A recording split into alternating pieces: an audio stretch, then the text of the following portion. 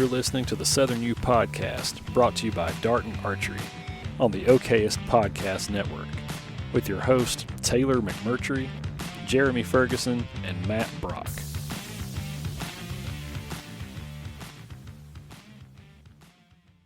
Come on in.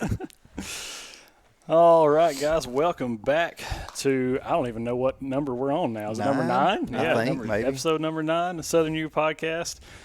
We are tasked with the mission of educating those who are interested in all things related to land here in the Southeast.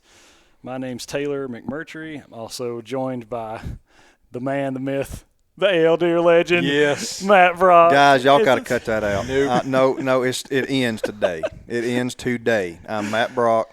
That AL Deer crap's got to go. We're going to take a poll online. No, who wants us I to don't keep give a it? flip what people think. It's just Matt Brock. Give the people what they want, Matt. I don't know that they want that. Oh, me. And then also Mr. Jeremy Ferguson, Mr. I got no claim to fame. I mean, he's a real estate aficionado, wildlife biologist, all around joker. I don't know. Something. Definitely something. Yeah, something. So today is a special episode. We are not live. Obviously, we're going to produce this release it at a later date, but we are back in the killing cabin. That's good news. The bad news is nothing's being killed today, though. We are not hunting today. We made the drive over here to meet Matt, kind of get this episode cranked out before we head on up to NWTF here in a few weeks. We're pretty excited about that, right, fellas? Oh, yeah.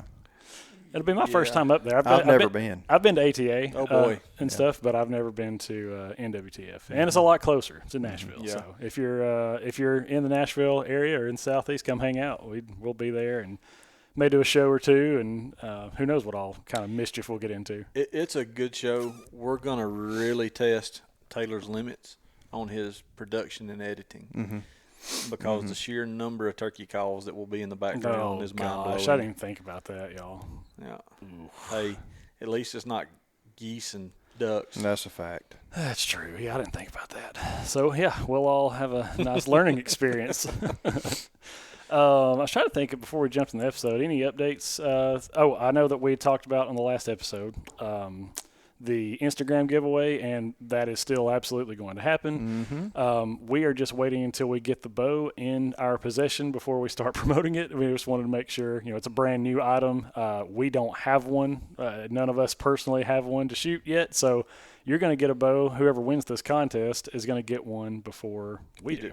Yeah, and so if you didn't get a chance to check out the last episode, we are going to do an Instagram giveaway for a Darton Sequel 33 bow. It is kind of the next in line for the Prelude 32, which Jeremy shot this past season.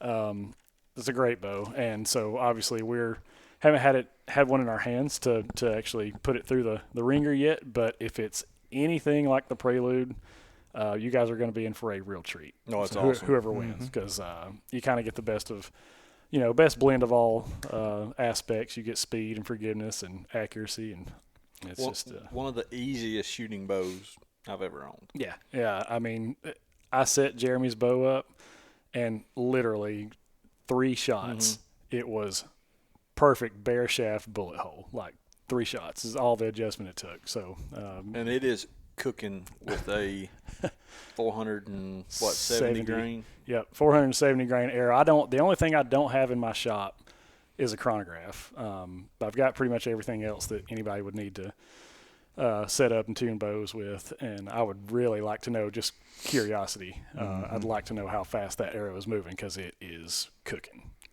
Absolutely. But just stay tuned for that. Like I said, we should get the bow here in a couple weeks. And like I said, if you follow us on social, you'll know all about it as soon as we can release details. So, but today is a special episode. This is something we put out a couple weeks ago, maybe last week, on some of our social channels, and asked you guys for your requests. So this is going to be a viewer/listener request episode. And just so you know, as always, These guys have not been teed up at all. They have not. They don't know what we're going to talk about. Nope.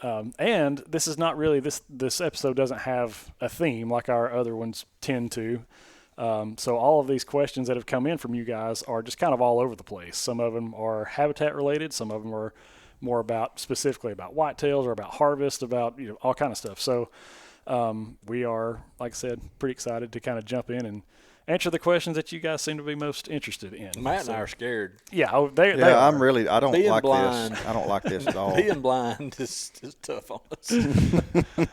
But you get honest reaction. You do, and that's what I think people appreciate, honestly.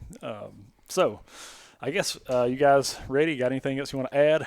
Can't take away from, but add to? I'm good. Ready? No, I don't think so. Let's jump in head first. All right. So the very first one from the listener request. This question says, what effect do ATVs/vehicles have on deer even if you never get out? Now, we're going to have to sort of project some of this stuff. Mm-hmm. I'm assuming what this person meant when they asked the question was, even if I don't get out of my vehicle, if I'm just passing through the property and continuing on my way, what effect does that have? I'm assuming. Now, I could be totally wrong on that, but that's kind of my thought is. And that's a good question. We get a lot of questions like that. Mm-hmm. And I'm interested to see what you have to say. Fortunately, I think it's a pretty easy answer. Yeah. It depends on what you do consistently. If you're on an ATV or you're riding through a property in your pickup and you're doing it consistently, I don't think it bothers the deer. But if it's new to them, I think it bothers the heck out of them. Mm-hmm.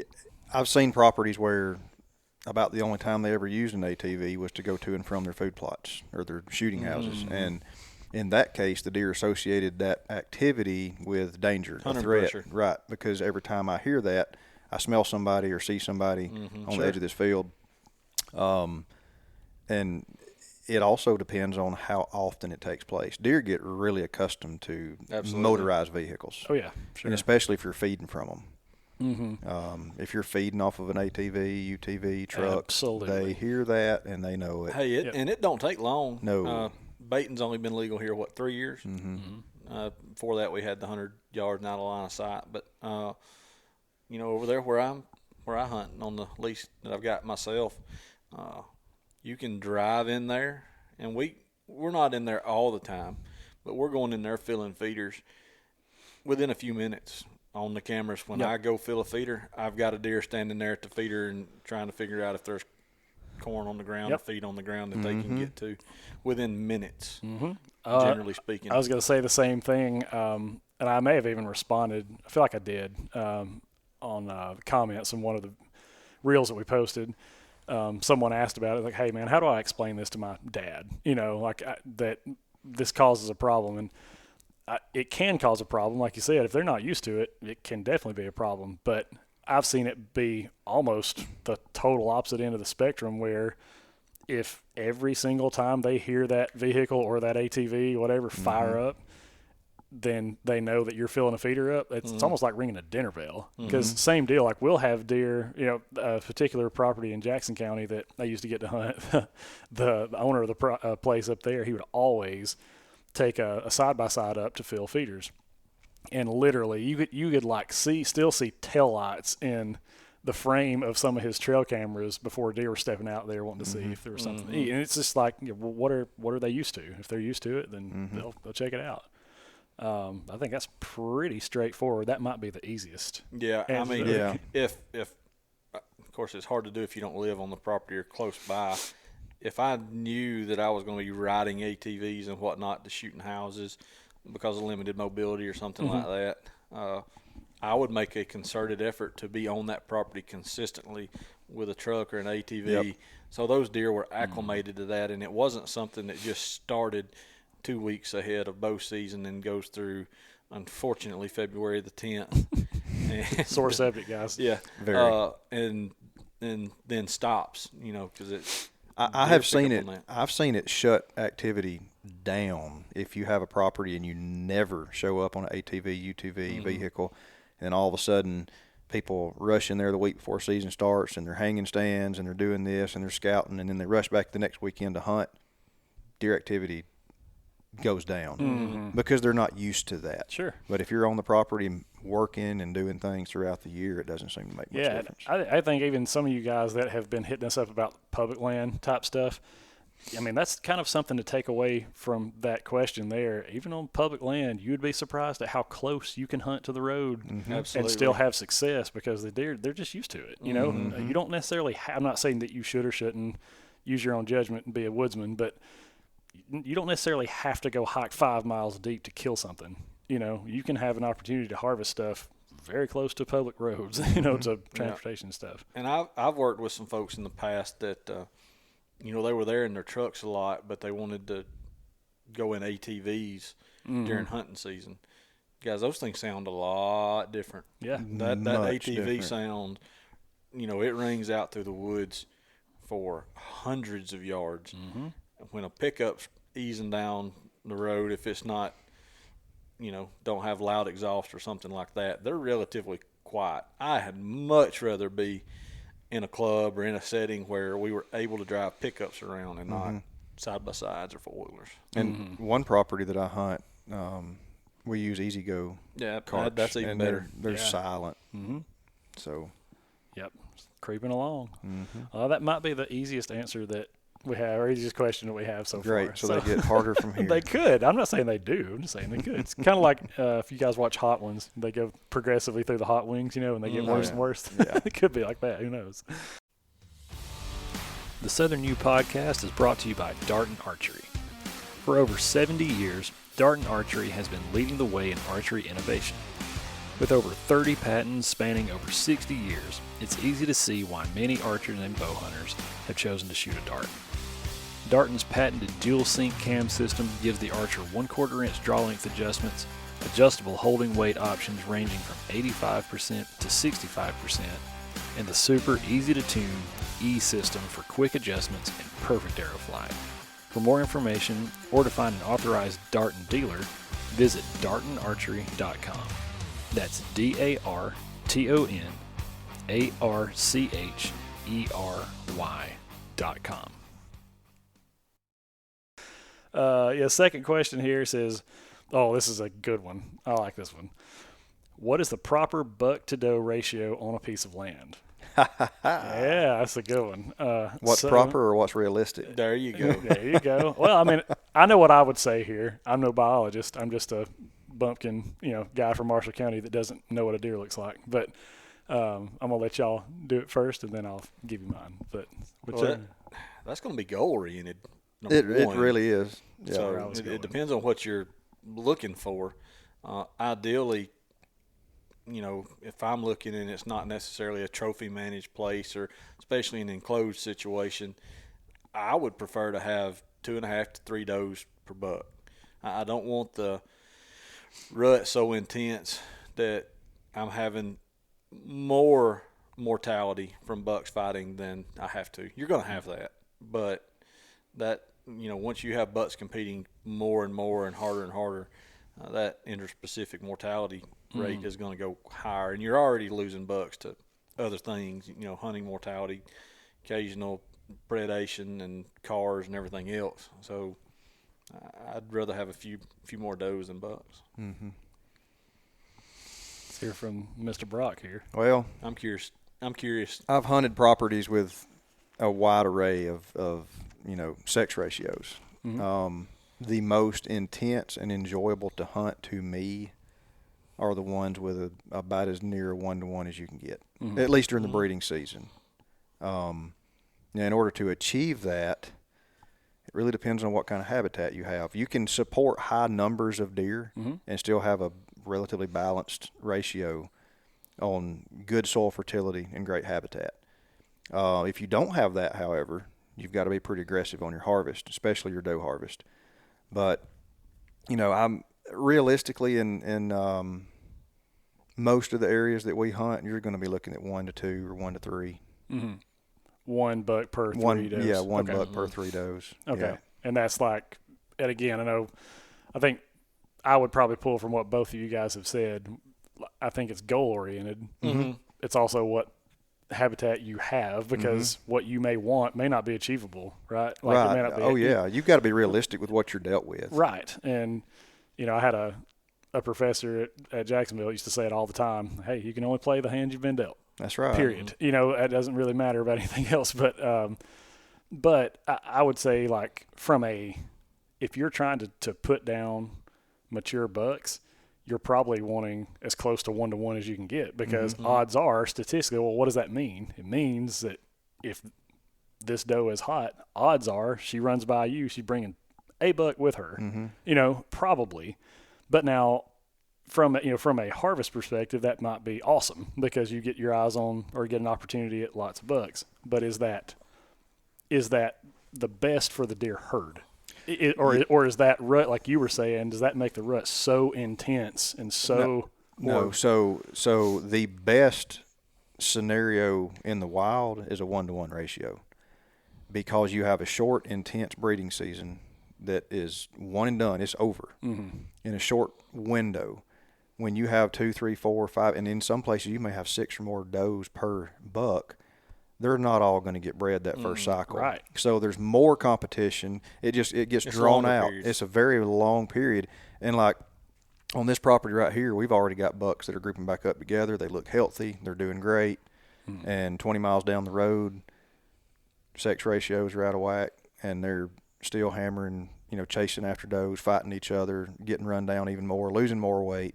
You don't want your bucks to go through that stress. There's a lot of social stress that comes along with a high deer density, and especially an out of whack sex ratio. Gotcha. And that can lead to, actually, it's hard for people to understand this, and they don't, no matter how much you try to explain it to them. People have argued with me till they're blue in the face, and I might have got blue a time or two. But when you add that additional social stress to the herd, you have lower recruitment rates with a higher deer density than if you knocked that density back and got that sex ratio back in check. You have healthier deer producing more fawns, and they're producing them in a tight window. One of the reasons that coyote depredation is so bad in the South is because we have a long breeding season, a long breeding window. So fawns start dropping, and they continue to drop for 45 days, 60 days in some cases. That's a good point.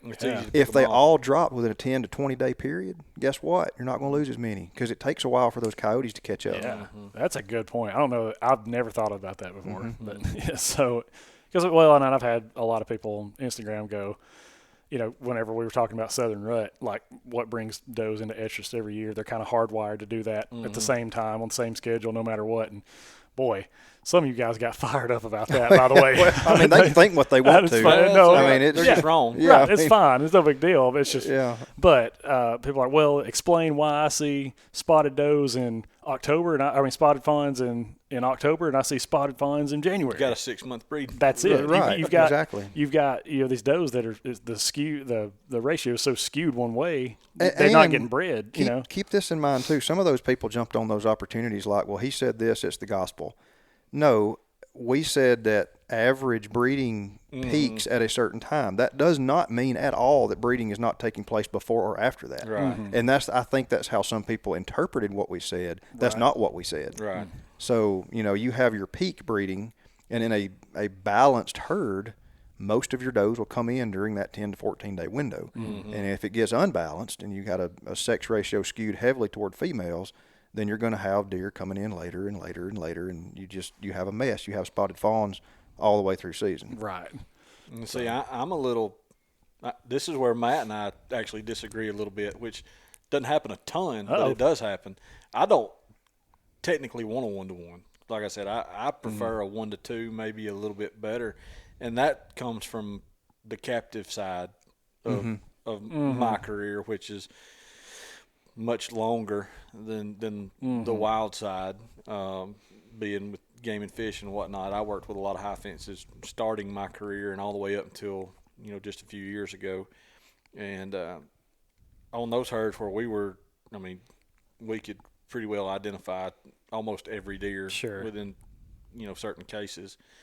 When we got to 1-to-1 or even greater, 2-to-1, 2 bucks per doe or anything like that, we had such high mortality rate that I didn't prefer it. Now, we were looking at it from a future management, because we're trying to grow 200-inch deer, where we're trying to have a balanced herd, have a good rut, and kill good deer.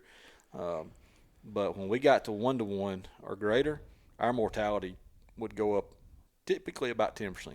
Okay. So we wanted to back off to be below that, but there was also significant investment there that didn't want to be lost. Sure. And it's also different than a free-ranging herd because you are still at the mercy of what your neighbors are doing. Mm-hmm. So if you're not controlling large acreages, thousands of acres, it doesn't matter. Yeah, you can shoot for a 1-to-1 or 1-to-2 or whatever. You may or may not achieve that. Mm-hmm. Makes sense. That's good stuff, though. I like I'm glad that my initial thought there wasn't too far off. Every now and then I'm like, see how I line up with these guys, make sure I'm not way out there. So that was pretty good. Third one here, how to design locations for bow hunting when making food plots. I thought that was a very interesting question because not just in general setting up on travel corridors or something like that, but if you have not, I'm assuming, again, we're sort of projecting a little bit with this question to say that there is no food plot here. I plan on making one. All right, so what do I need to do and how do I need to set that up in order to be successful bow hunting? I've got my answer. I'll let you guys go first. That's a lot of homework. It is. Mm-hmm. You can't walk out through the woods and just go, I'm going to do it here. That's right. You can't. There's so much homework behind that it's unbelievable. And I tell people, just like the conversation we had with Ernie up at his place in Tennessee, I'm not going to walk on a place doing a consult and in one day go, okay, put your food plot right here. Mm-hmm. And anybody that does is doing you a disservice. I know there's a ton of guys doing habitat maps and laying out food plot maps, and they're studying your aerial photos and they're placing fields based off of strictly an aerial. You need background information, where the deer are moving consistently, where have bucks been harvested before? Is that a consistent place those bucks are moving?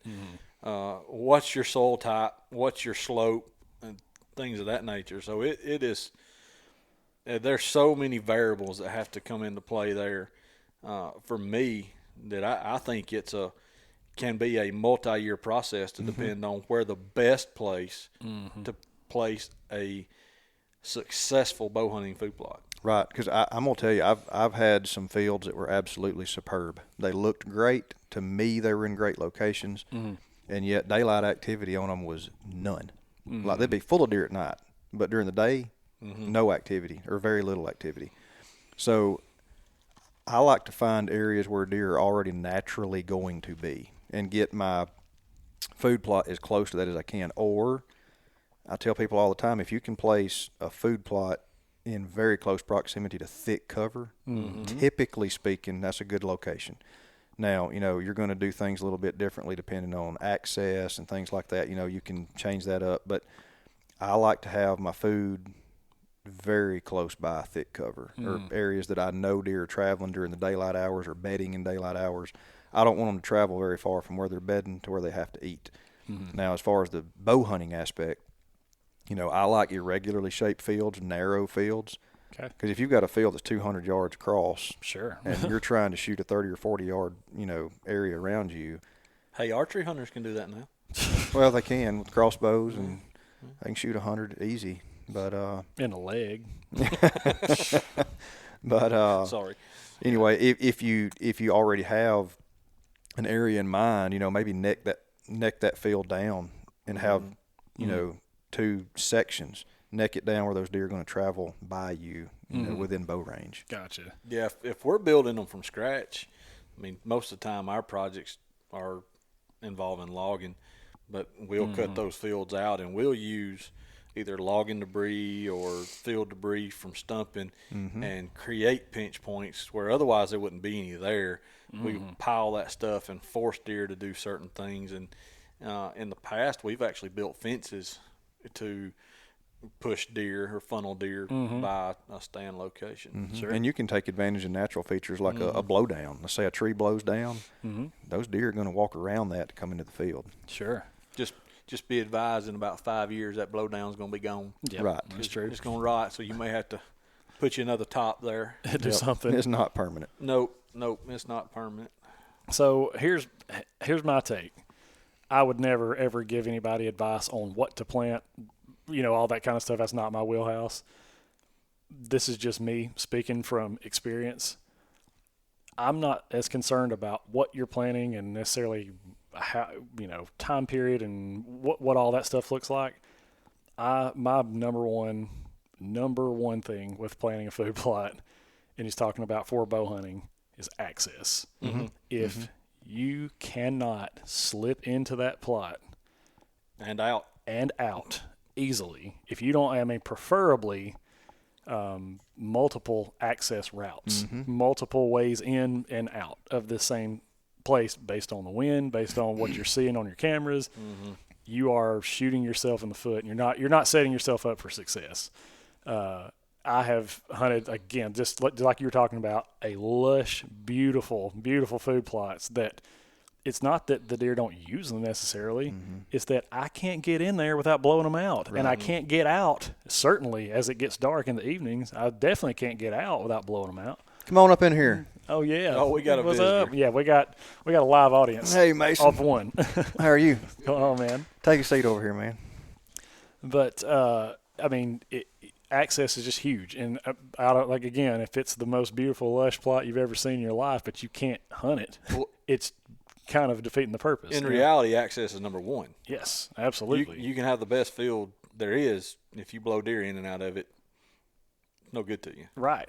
So anyway, that would be my thought, is wherever it is that you think you want a food plot to be, think about how you're going to access that and how you're going to, based on your method of travel, how you typically would get to it. If that's not feasible, it's not efficient, rethink that. We got that's the first thing I look at when designing a new food plot. How are we going to access it? Yeah. And it needs to be a quiet way. Absolutely. Because I personally hunt a very, very small piece of property in Marshall County that is exactly not what I'm talking about. It has one way in and one way out, and it's not that there's not deer there. There's a few, and there's some that are decent, but you can't get to it. You can't get to it without either blowing deer out on the way in or walking past where you hope the deer are going to come from later, which is just as bad because, as soon as they come out and catch your scent from where you've walked in, you're toast. At that point, it's just, so I would say if I was building a food plot, especially for bow hunting where you've got to be preferably 30 yards and in, got to be able to access that thing. Well, Matt and I have talked my little place close to here to death, and we think that that's one of the problems with a couple of locations is because we have such consistent photos of deer in daylight, and then when we're here to hunt, there's none. 2 days after, they're right back in there in daylight, that we've got to be walking by, these deer.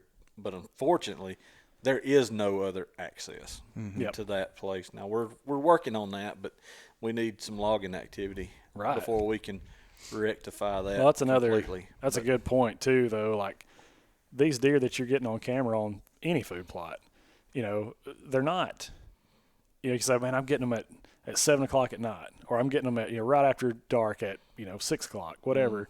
Well, they're not 5 miles away. They're not far. They're just waiting on darkness. They're inside half a mile. Yes. They're most of the time probably inside a quarter. I was going to say, I've got one food plot that is one of those that I was talking about that is beautiful, and I plant it every year, and it's full of deer at night. I can go over there and hunt on the food plot, morning or evening, doesn't matter, and see 1 to 5 deer. I can get 150 yards off of that food plot in any direction and see 25. Yeah. And you're not going to see those deer sitting in the shooting house overlooking the food plot. But if you get up above the cover that is adjacent to it, it's a highway of deer moving constantly all day long. Well, it goes back to a very simple statement. Like, deer are not generally stupid. No. They can pattern us just like we do them on occasion. So, add or take away? Anything? Good. Pretty well got it. The Southern U podcast is brought to you by First South Farm Credit. If you are looking to purchase land, it's highly likely that financing will be needed. The team at First South Farm Credit understands the ins and outs of the land buying process and can help you get the financing needed to secure your purchase. Whether you are looking for that dream cattle farm or that big piece of timber to chase deer and turkey on, First South Farm Credit can get it done. For more information, visit firstsouthfarmcredit.com. That's First, F-I-R-S-T, South, S-O-U-T-H, Farm, F-A-R-M, Credit, C-R-E-D-I-T.com.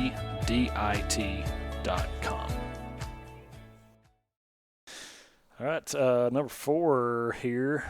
I thought this was a very interesting question too because I actually don't have anything to add to this one. I would have to ask you guys.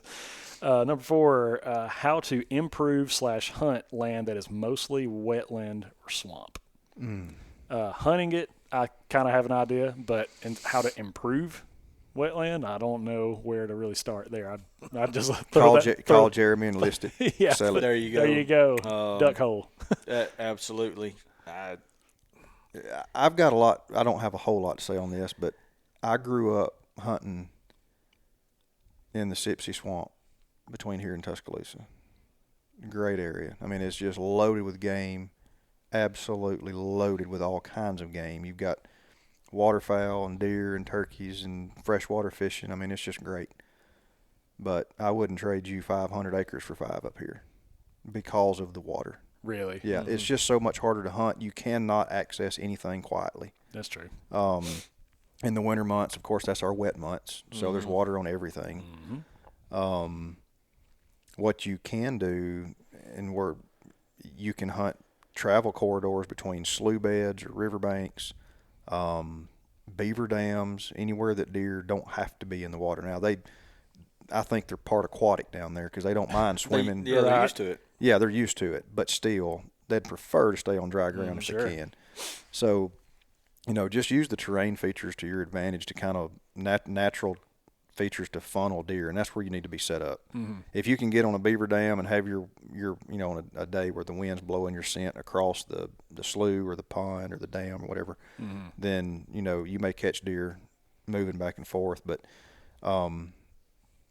we didn't kill the kind of deer in that bottomland as good as it was, and there's good deer down there and good numbers of deer, but we didn't kill the mature deer as consistently as we do in hill country. Yeah. I'd take hill country over bottom ground any day. Absolutely.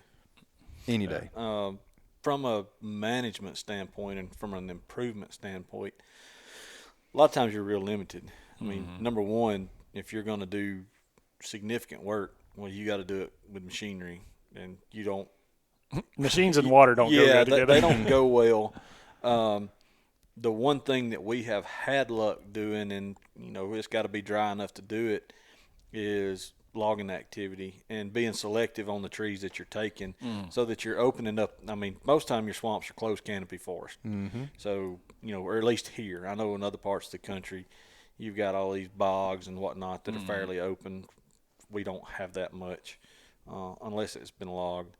But go in and we cut rows, just big open rows through big hardwood.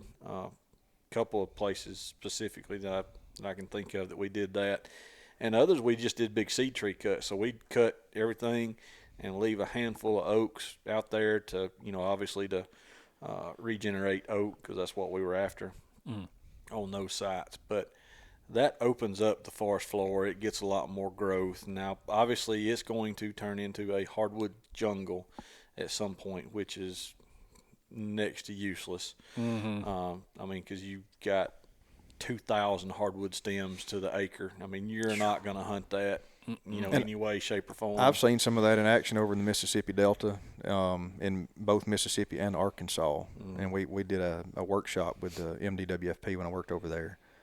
And, I mean, what they're able to accomplish as far as putting food and cover on the ground in those bottom and hardwood systems is amazing, and it can be done. This is very expensive, or? Well, what you do, like Jeremy was saying, is just either select cuts where you're selecting either certain species of trees or certain classes of trees to remove, and you're wanting to leave your hard mass trees. Or you can do your desirable clear cuts. Yeah, or you can do clear cuts. But either way, what you're doing is just trying to open up that canopy and allow growth at the forest floor. Now, in an upland system, you're going to come back through and you're going to burn that every few years. You don't have that option in a bottomland system speaking. because they're much thinner barked trees. They're not accustomed to fire. They haven't adapted to fire, and you'll damage those trees. They'll get rot at the base.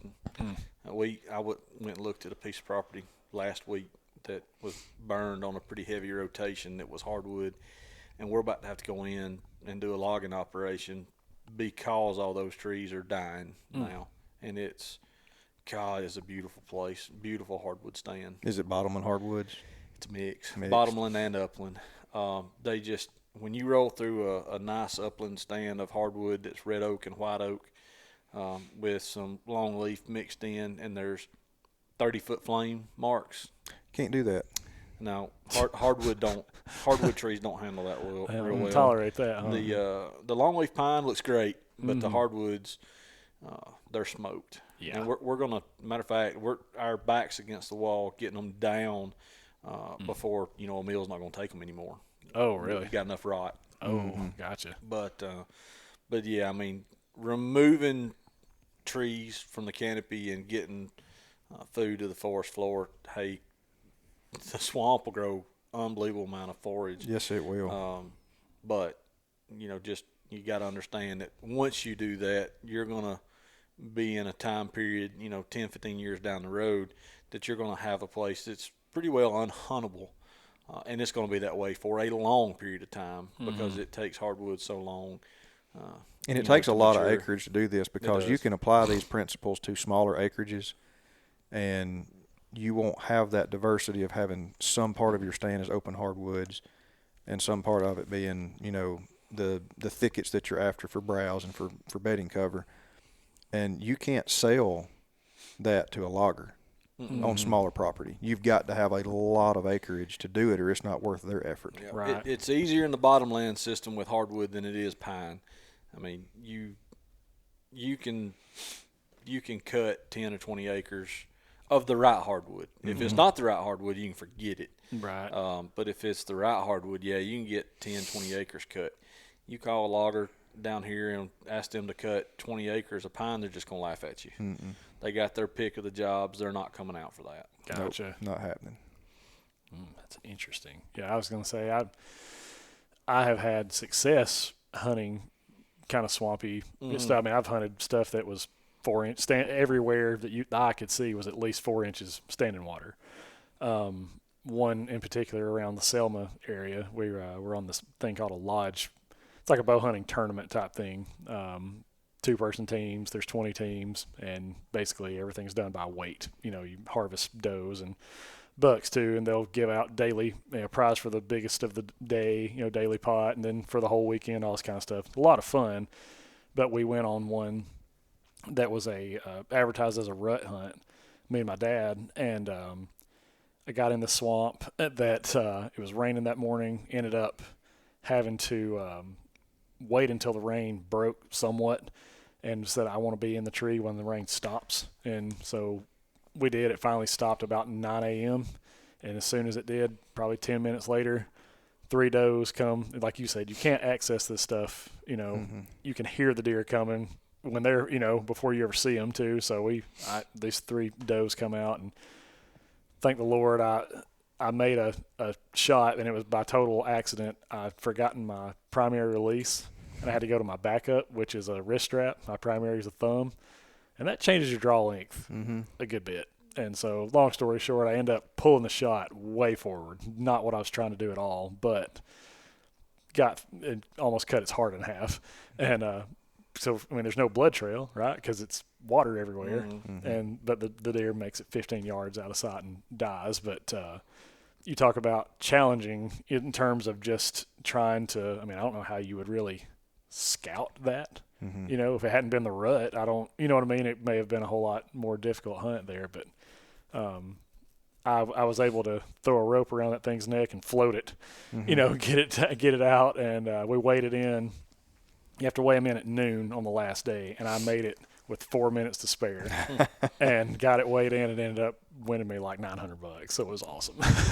Heck yeah. It was awesome.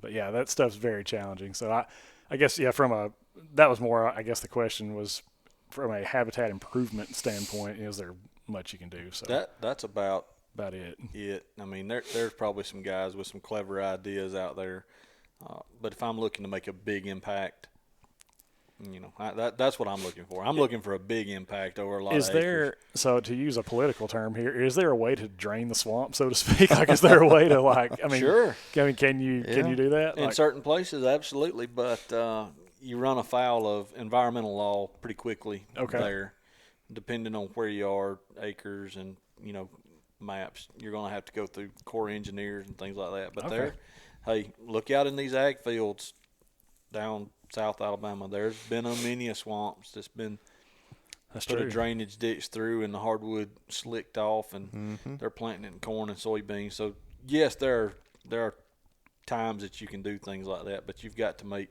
real sure of where you're at and to make sure there are no plants that are going to be negatively affected, that are threatened, endangered. I got you. You can still convert things, but generally, you know how this world works. You got to ask you got to ask for permission, because if you go in afterwards and ask for forgiveness, generally you get a big hefty fine. Yeah, that's true. Don't want to go messing with the government on that kind of stuff. So that's good stuff too, man. We'll just keep right on trucking along here. Another one, man. I keep saying every question's good, but I like almost all of these, because I love to hear what you guys have to say here. Which do you prefer, making plots or good food trees like chestnuts and persimmons? Which would you, if you had your choice, I guess, on a particular land, would you rather a food plot? Yeah, would you rather plant a food plot, or would you rather plant and put your, I guess again I'm projecting, but same amount of money. Like, I've got a limited budget, and I can either go build a food plot with it, or I can buy trees. That's an easy one. I mean, it's like, again, that may not be what they were asking, but I'm just trying to take it as like, which do you prefer, making plots or good food trees like chestnuts and persimmons? Go ahead, Jeremy. I'm going to go with the plots, because I can put more food out over a longer period of time. But that's just the quick and the short of it to me. Now, if you've got a food plot that's too small that you can't produce anything in it, then that's different. I would want to understand, some other factors about a particular location. Sure. But if it's just, can I plant a plot or plant a bunch of trees, I'm going to go with the plot. Okay. It depends. So my answer is, it depends on what is the most limiting factor you've there. got to pick. Okay, I'm fixing to pick. So if wildlife openings or natural openings are limited on that property, I'm going with the openings every time. He's still dodging. Shut up. If they already have. No, when you say wildlife openings, what do you mean by that? I'm just saying, like, open ground that I have the option of planting. I mean, so like, I'm not a big proponent of planting every acre you have available. Yeah. Sure. So, but if you have that option, if you've got wildlife openings there, and that's not a limiting factor, then I'm going to take advantage of some of those openings and plant hard mass trees or soft mass trees. But I guess I agree more with Jeremy. I'd rather take the acreage and put it in food plots that I can do something with. Here's a good one. What would you rather do on a? You're fixing to hit my camera. Am I? Yeah. Well, I told you not to put it so close. Well, don't rock as much. If it's you fired were, up. Man. Yeah, I know. If you were on a big tract, large acreage, primarily hardwood, a lot of mass production, and you've got 5+% acreage in food plots, what do you do? I mean, that's my target. Mm-hmm. So I know. So what do you do then? Make them bigger. If a hard mast is already out there, then I may throw some soft mass producers around the edge of some of those food plots. But acreage is, planting sawtooths in a hardwood forest is kind of like peeing in the ocean. Well, yeah, that's right. But no, that's kind of. I know he didn't reference sawtooth specifically, but I'm just saying, like, from harvesting deer perspective, I have been much more successful hunting over acorns, and persimmons and stuff like that. That's all about the acorns. Now, I will say this, since you bring it up. Yes. if I'm in a sea of pine trees and I think I'll live long enough to hunt over those acorns, then I want to plant some acorns. Yeah, that's another thing too. I guess you're talking about like food plot is, an immediate return. It is. Mm-hmm. You're gonna be able to see and hunt over something within a few months versus trees. You're talking years and years. And like you said, hey, if I even live long enough to get to hunt over them? So it's another thing to consider. Like for me over here on my place, if I could knock a 10-acre hole out in the pine stand, I'm gonna plant clover or soybean, something like that. And he would wear deer slap out I don't, if he could do even though hardwoods are limited to me over there, I've still got enough to go bow hunt and be successful. But see, his hardwoods are inaccessible. A lot of them They're are tough. Because you got to drop that into the ravines to get there, and your wind is just I start to say they're there, they're just not huntable. Right. Access again. Well, you could make access and be fine, but like he said, because of the topography, you're never going to have a consistent wind where you're going to get a mature deer inside of 30 yards. They're going to smell you every single time. Right. I got you. You can shoot them down in there with a rifle. Yeah. But yeah, that's a little different game with archery stuff. But yeah, I just think that was interesting because early season, everybody gets all fired up about hunting over white oaks and persimmons and all that kind of stuff. Hey, I'm exactly the same way. Sure. I mean, I've got a order with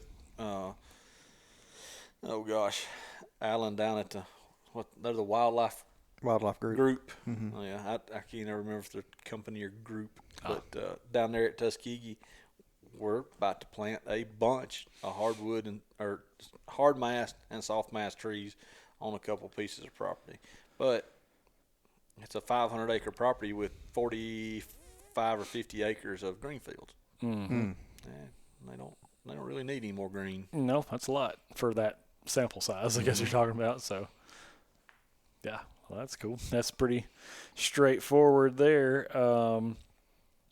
We've kind of touched on this one already, but we'll, I guess, kind of go a little bit deeper here. Is thoughts on permanent stands or shooting houses on food plots specifically? Do you feel like that's a good idea? Do you do it? Do you not do it? Or is that something that people need to be mindful of? Are we going to answer every question with "it depends"? It depends. Because it does. It depends. It depends. We're all getting older. That could be a sponsor for the podcast. Yeah. It depends. Depends. Yeah. Golly, he went there. He did. After the 3 weeks of stomach virus that went through all three families. Gosh, man. We don't have to talk about it anymore. I prefer permanent stands that you can limit the amount of scent that's getting out of on big fields or on food plots. But they've got to be in the right place, and you've got to be able to get in and out without boogering deer. Mm-hmm. If you can't get in and out without boogering deer, and it's just, the old typical shooting house with window holes cut in it, sitting right on the edge of the food plot. right on. Yep. Right. Hey, I love him to death. I got a client that's got a 5-acre field, and luckily it's a redneck blind, but it's sitting in the center of the field. Nice. And I see them do that in the Midwest all the time. You couldn't do that down here. You can't do that down here. His property has so little human interaction as far as hunting goes, and they ride it all the time that they see deer every time they go. But they ride 2 or 3 rangers around every single day, unless it's just pouring down, and then they get in the cab ranger and ride some. But they still see deer sitting in a shooting house in the middle of the field, and killed mature bucks that way. It all depends on what. It's just not pressure. It's pressure. Pressure has everything to do with it, because I've got shooting houses now on the majority of our food plots, or off the edge, that we can access pretty easily. But they may only get hunted once or twice a year. So if I spook deer once or twice a year, it doesn't matter. What I usually try to do is wait until the time's right. I know a good deer's showing up, and go in there and shoot just once. go in there and shoot him and be done. Yeah. But we should have some footage. Most of my footage is fairly useless because I don't ever kill anything. That's a fact. But I've got a lot of footage of a couple of little shooting houses that I'm sitting in that's exactly what I'm talking about. It's just a little old shooting house with window holes knocked in the side. I am hunting them on the right wind, but in both of them, I can walk to the shooting house, get in it with deer standing there, and they never know. They never have a clue. I can get in and out without being noticed. Now, if you go in there in the wrong wind, you're done. Right. But there again, it depends. It depends. Yeah, well, and I think that he was specifically about like permanent, shooting houses or blinds or something like that, as opposed to like lock-ons or something like that. Now, because I've got ladder stands that on the edge of some food plots, and if I'm bow hunting, honestly, on a food plot, if I'm bow hunting, I like to have the option of a climber or a saddle or something I can just go throw up real quick and hunt, depending on the wind's direction and all. For sure, man. It's one of those things. It's not that I didn't pay attention to the wind or anything. I always have. I feel like, especially in my adult life, but having something that allows you to go, I know what the forecast calls for, and then you get there and go, well, that's not right, and have the ability to just make a move and it not be a big deal. Like, man, it's really nice to be able to do that. And those guys in the Midwest have no idea how lucky they are to have consistent wind. Yeah. Yeah, here it's a whirlwind out here. It swirls and all the time. I know everybody's got some topography, but we seem to never know what our wind's going to do. And it changes. And what I've seen, a lot of times if the wind, I've got one stand, it's actually right over here. On the absolute best wind that you need to hunt the stand, you can't hunt it because it comes down through there and it seems like it's blowing. Oh, it is. Yeah, but it hits a terrain feature and swirls it back around and it blows right down the other side of the field. And I've witnessed it. Like you can watch the leaves fall in November, and the leaves on this side of the field are coming down and they're falling this way, and it looks so pretty. And then on the other side of the field, they're falling that way. So I can sit in that shooting house, and everything that walks in the field smells me, even though the wind's hitting me in my face. So I have to wait on the wrong wind because it doesn't hit that same terrain feature, and it's the dangest thing I've ever seen. Sometimes the wrong wind's the right wind. Yes, it really is. And I started paying more attention to it several years ago when I got into long-range shooting with some buddies and figuring out that, hey, the wind right here isn't the same wind that's down there 200 yards. Exactly. Even on flat ground. Yep. Open flat ground. It may not be the same. Your bullet's hitting different wind directions as it goes down through there. A lot of different wind columns. So I haven't here because all our fields are small and I'm relatively close, things like that. But place I used to hunt, a big property with big fields, I had flags tied up so I could see, there's no way to know what it's doing over there. But if I started seeing things that were looking like wind was changing and going to cause me a problem with them smelling me, not shooting, just get up and leave. Yeah. I mean, if the wind gets wrong and you're already there, you still need to get your butt up and leave. Yep. I've had to before. I've had deer blow at me and then blow at me again and go, okay, I'm not doing any good here. I might as well leave. Like, this is. And a lot of people just sit there and stick it out. They're like, I'm here. Well, they're not smelling me because that's not what the wind's doing today. It may be. They're blowing at something. Yeah. I had deer behind the house when I killed that last doe. What is today? It was on the 16th. Every single deer I saw, every deer came out and looked straight at that shooting house and blew or stomped or did all of the above and would run out of the field and come back, and they're looking, and I'm like, one, I haven't moved. I know they can't see me.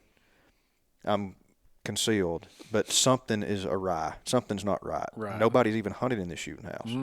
So they were smelling me. I have no doubt in my mind. I don't know what the wind was hitting me in my face. I don't know what it was doing, but they were smelling me because they'd come out and they'd frolic around and do their deer things. And all of a sudden, it's like everybody in the field just all at the same time, like, uh-oh, we just hit something we don't like. This ain't right. And they'd all do that. And finally, I shot the doe before she had a chance to make it out of the field. That's right. Shoot them. That's right. I'll tell you one of the neat things that social media and, podcasts and stuff has brought to the forefront is different ways people, combat that or what people use to do a lot of different things. But wind was one. my father-in-law had done it for years, so I grew up doing it, hunting for several years, but I had never seen anybody in the mainstream really do much of it till the guys in the hunting public had the little pouch with the milkweed. Yep. Man, I've been doing that since the early 90s when I started hunting. Right. And my father-in-law it looked like a little can of snuff. I guess it was mass produced back then. But it had a little milkweed seed and had just a little hole in the center of it. And you could reach down in there and pull them up and drop them off, and the lid would slide. It just had a little notch in it to slide shut. Yeah. But I hadn't seen anybody doing that in years until they did. Yeah. But something that you can put in the wind column and watch. Yep. I highly recommend having that. I've even seen, I can't remember the name of the company, but they did make, it's like, it's vapor, and you just hit a little puff of that little vapor and watch it do its thing in the wind column and stuff. That's great. But, I understand. It dissipates. Sure. Right. I want to watch quick. it for a while. Right. I want to see what it does for a while. The little puff bottles it's got, I'm guessing, was that baby powder, powder, cornstarch, something like that. Yeah. You just puff it and you can see it, but it dissipates once it gets, really 10, 15 yards from you. You can't see it much. But if you can see that thing floating way out there, if you got good eyes, I don't have good eyes anymore. You can see that stuff for 100 yards if you're really paying attention and watching, or turn 2 or 3 loose so you can kind of follow them. For sure. It's amazing what the wind does. Yeah, it does crazy stuff, for sure. Absolutely. The Southern U podcast is brought to you by Vitalized Seed. What sets Vitalized Seed mixes apart from other companies is their ability to keep producing throughout multiple periods of the year. The symbiotic relationships between the different varieties support soil health while being extremely attractive to a variety of wildlife and important pollinators. If you're looking for a product that is going to benefit all of your wildlife and help you put deer and turkey in the freezer, ask your local seed dealer for Vitalized Seed. And for more information, visit vitalizeseed.com. That's VitalizeSeed.com. Let's see, number 7 here.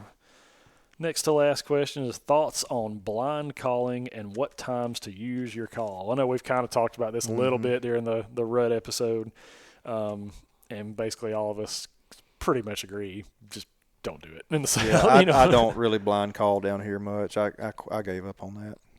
Yeah, I've like I said before, I've rattled in one deer in my lifetime in Alabama, and I had to shoot him because I can't believe that worked. Had to shoot him. So.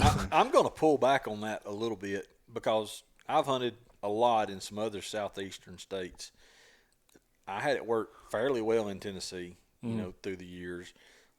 We used to hunt a place on the Mississippi River south of Vicksburg.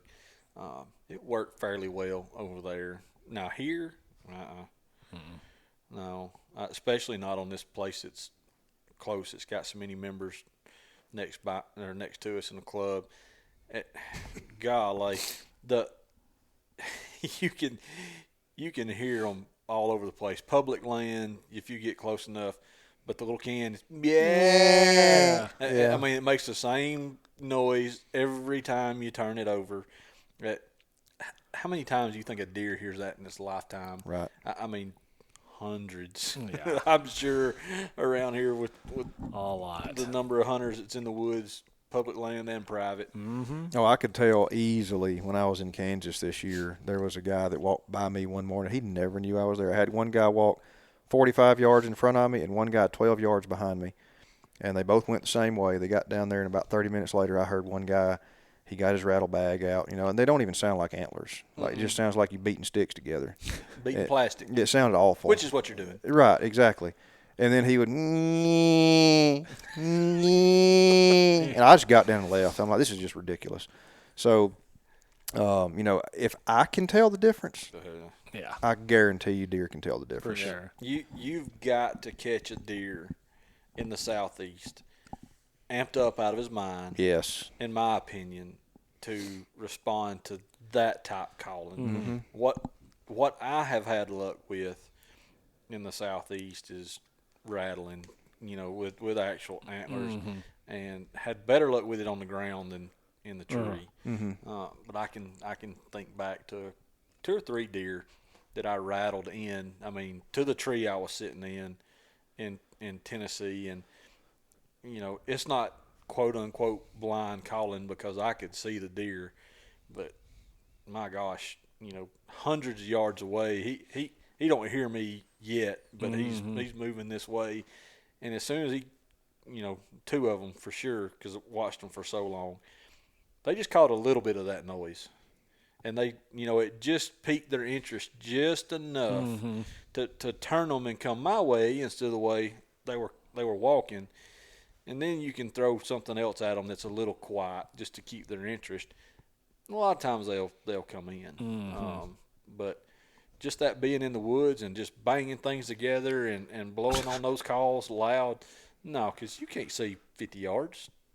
You hit one of those grunt calls that sounds like you're blowing in a bullhorn. Yeah, I know. Deer going the other way, in my opinion. Want something that sounds like a T-Rex walking through the woods or something. I mean, it just don't work. And like I said before, that little small arrowhead call that I've got is the only thing I've ever grunted one in, and I saw it before I ever did.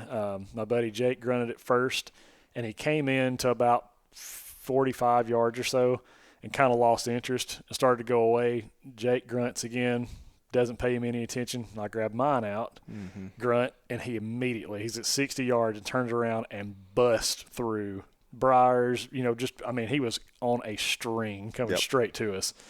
And then as soon as, we still don't get a shot, deer kind of sort of spooks and goes off down to the bottom again. Jake grunts, I grunt, he don't care. He's leaving. We're both, finally I said, hey Jake, have you got a bleat on your call? And he was like, yeah. And I said, well, just bleat at it. Like, just throw something at it that it hasn't heard yet. And so he does. And here it comes, just in a whirl. It comes around behind us, and we end up not getting a shot at it, but came in our direction 3 different times. You know what I mean? But that is by far, that is the only success story I have. You know what I mean? Nothing else. Right, and I'm not going to say it don't work. No, I wouldn't say it doesn't for some work. people, but it doesn't seem to be a consistent way of successful hunting in the South. It depends. That's right. That's the next T-shirt. It depends.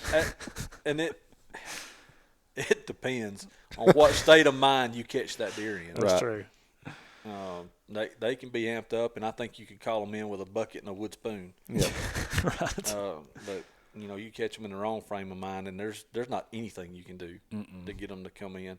And I have had 2 instances in the South where I've heard a buck roar. Our buddy Cody. I have too. Asked, he said, "Have y'all ever heard a buck do that?" And we're like, "Well, yeah, and so have you." He's like, "Yeah, but I hadn't heard it here." Right. He's like, I heard it here, and I'm like, okay, well. That is kind of funny because we have those conversations often with people, like, snort wheezing and buck roars and all these things that Midwest hunters are used to those vocalizations. You don't hear a lot of that here. Not much. No. I've heard 3 snort wheezes, I think, in my whole life here in Alabama. I have heard, and I wouldn't have known that it was an actual deer if I hadn't saw it. Like, wasn't watching it when it happened, but I've heard a couple fawns bleat for their mom, to kind of get a little too far away from mom, whatever. I've heard that a couple times. That's it. I've never, about it. All right. Very last question here. Again, I'm going to sort of project on this a little, but this is the quote. Any better land management than what's natural? I'm assuming that means, is there any better land? I'm assuming that's probably related to nutrition, probably. Well, I think I know what it could mean. One of 2 things. You could interpret that, is there anything better than just letting the environment do what the environment does? Yes, I think that's kind of being in a natural state. Absolutely, man's Yeah. been manipulating the environment ever since the first 2 humans were on this earth. Yeah, it's you can always accentuate or improve what Mother Nature's giving you, but now I don't think you're going to do any better than keeping natives at the forefront of that. Right. Now there's some times where you're going to want to plant a food plot that your native vegetation is not going to do exactly what you're after that particular time for that particular reason. But most of the time, 99.9% of the time, keeping natives at the forefront is what you should do. Habitat first. Yeah, at first. Yeah, and I think, I mean, again, a little bit of a projection, but I'm going to say if you're talking about, like, would I rather my property have native vegetation, native growth for them to eat, or should I go fill up a bunch of protein feeders and put those out for native. them? Go native. Go native, right? Yeah. I mean, but and we've actually had several people reach out on Instagram specifically and say, does that hurt anything? Is it bad to put protein feeders out? And I'm like, it doesn't hurt anything, I don't think, but if that's all you got and you don't have the habitat to support it, and you're putting all your eggs in the basket of the protein pellets, you're going to be really disappointed in your results. If I had to choose one or the other, I'm going to put my money behind figuring out how I can do management on my ground to promote natives versus in planting food plots and filling feeders. Yes, all day. And all the studies back that up. Yep. If you can improve habitat, that is what can change a deer herd versus, I mean, it's called supplemental feeding because it is just that. It is a supplement to what's already there. And, you know, if you go all the way back to Harry Jacobson's study from MSU years and years ago, I think that the best gains that they saw out of a wild deer herd with supplemental feed was what, 1.5%, 2% gain? 2% high? No, I think it was right around 2%. So, I mean, you're looking at it wasn't very good. Body mass increases and antler increases of 2%. To me, the amount of money you're spending on supplemental feed is not worth that. That's a lot of money, now, especially if you do it the way that people recommend doing it. Right, and enclosure. If you're managing well, right. Even if you are managing really well and then throw supplemental feeding on top, the percent gain is still low. Right. It's still really low, but you know, that may be the last step that you need to take to get to where you're trying to get. Right. Now, you flip that and you add supplemental feed to high deer densities in enclosures, and it could make substantial gains. Big difference. Huge difference, because those deer typically don't have as much availability in native habitat, native browse. And there's plenty of research out there. You mentioned putting feeders out, around if it's in good habitat or bad. But the research has shown that when you put the feeders out, deer are getting, quite a bit of what they need there, especially in an enclosed situation. But they will start selecting the highest quality food that they've got naturally and can actually degrade your habitat further by selecting for that, and then those plants not being able to reproduce or not being able to reproduce in the volume that they need to continue to be successful. And over time, scrub stuff starts to grow. Yeah, they can degrade the habitat, and you lose out on a really good and viable plant composition or community that you need, to grow your deer. Gotcha. So that supplemental feeding can be a double-edged sword. Yeah. Depending on if you're doing other things correctly. Well, I mean, I think most people, I think that most people just want to feel like I'm doing something proactive. Like I'm doing something to try to help. And even if I might not, in their minds, like I can't pay someone to come in here and do a full consult and a full management plan, but well, I can spend some money on some feed. I can throw some, I can fill up some feeders out there, and it's like, well, I'll go get me a trophy rock and a bag of trace mineral salt, and I've done something. Exactly. And it's like, well, hey, look, teach his own. But and I don't want to hurt I'm going to hurt feelings when I tell you this. You're not doing anything other than putting an attractant out there by putting out the trophy rocks and all the minerals and stuff. You're not helping the deer. I mean, yes, they come to it. Yes, they use it. But you're not adding body weight. You're not adding anything. The vast majority from the plants. Exactly. If you look at, and I said this on Michael Perry's podcast, if you'll just take a look at how many hours out of the day deer are spending at your feed sites or mineral licks versus munching around on native vegetation, it is a very small percentage. Well, they get 80 to 85% of their nutrition outside of anything that a human's doing. Plain and simple. Yep. Yeah. Cool.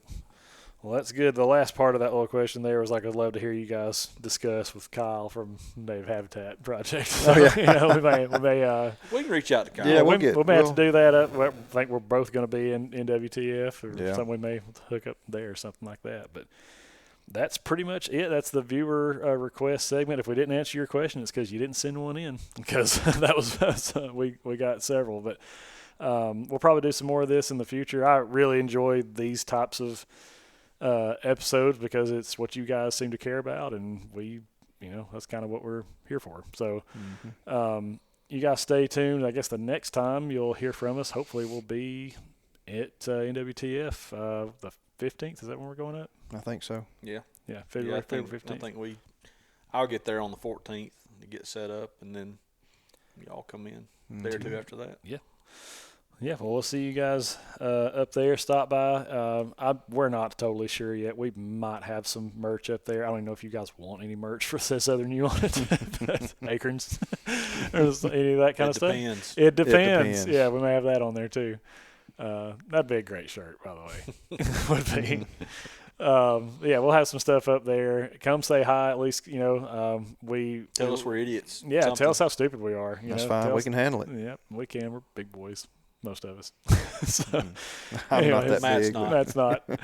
But we appreciate you guys listening, and we look forward to meeting you guys out there at NWTF. And if you guys have any questions or concerns, you can definitely message us through Instagram or Facebook. You can also reach us. I don't say this enough, but email is info@thesouthernu.com. You can send stuff, requests that way too. But hopefully, we say this a lot, it's not just a hunting podcast. We've talked hunting a lot here lately because that's the season we're in. But very shortly, as deer season in the South kind of comes to a close, we're going to switch gears and really start doing more. We'll talk turkeys, of course, but we're going to switch and really talk more habitat and land improvement, management, that sort of stuff.